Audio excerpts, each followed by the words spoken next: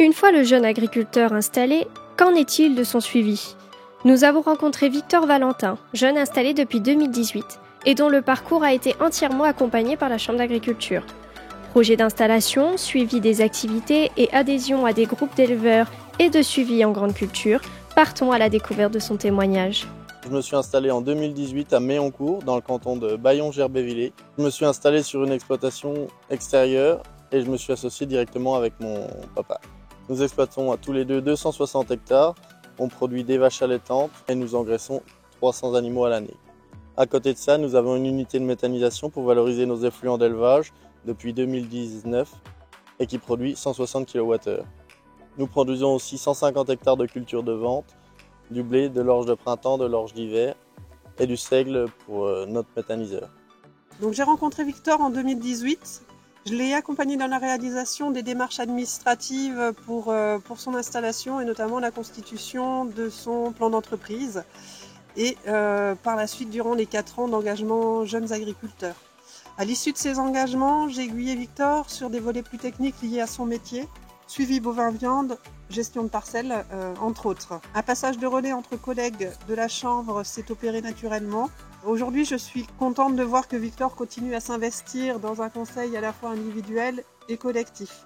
Alors, à la Chambre, nous avons 3 groupes qui représentent les 3 filières de la production animale du département. Donc, un groupe bovin-lait, un groupe bovin allaitant qui peut représenter des naisseurs et des naisseurs engraisseurs et un groupe ovin.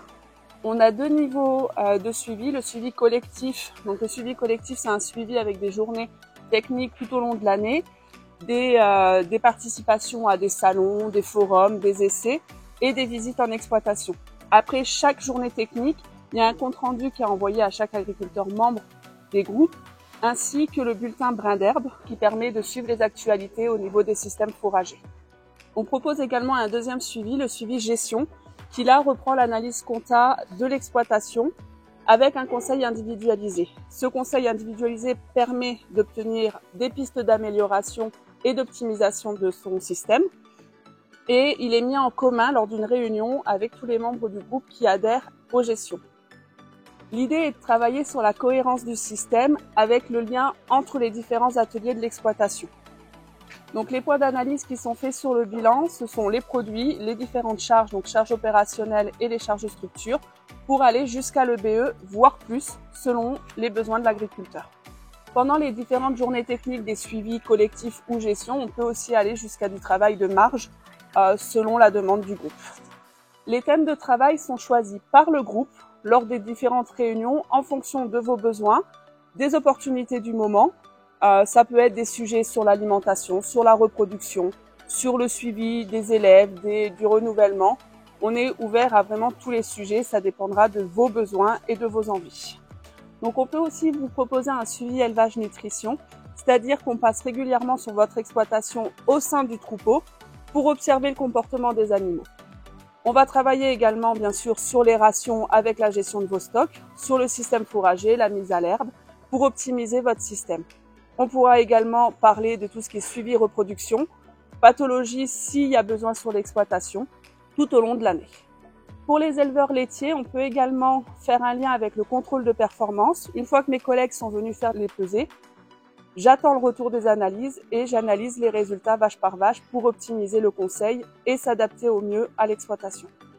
Alors moi, avec Victor, du coup, je m'occupe de la partie gestion de parcelles. Du coup, c'est un suivi collectif où du coup, on va faire des tours de plaine. Alors on en fait à l'automne, on va en faire 1 ou 2 à l'automne. On en fait au printemps, 4 ou 5.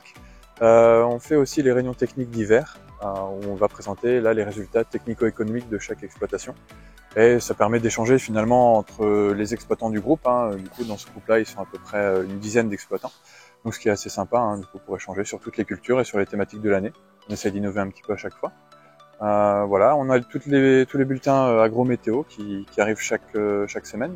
Et les bulletins morte-saison, où là, on va plutôt avoir du conseil au moment des achats pour préconiser un peu les produits, les programmes, également les variétés. Dans cette prestation, on a également tout ce qui est conseil stratégique phyto, donc voilà, qui est obligatoire pour renouveler son certif phyto, qui est inclus dedans.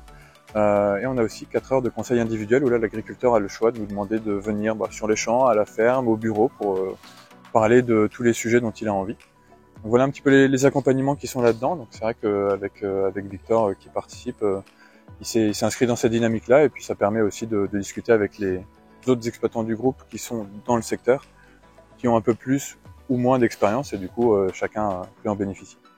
Avec Oriane, pour la partie élevage, mon père n'avait pas de vache allaitante historiquement sur la ferme et je n'avais jamais suivi de cette formation lors de mes études ou en tant que salarié avant, donc ça permet de me perfectionner au sujet de l'élevage allaitant et de me comparer aux autres et d'être au point sur cette partie-là.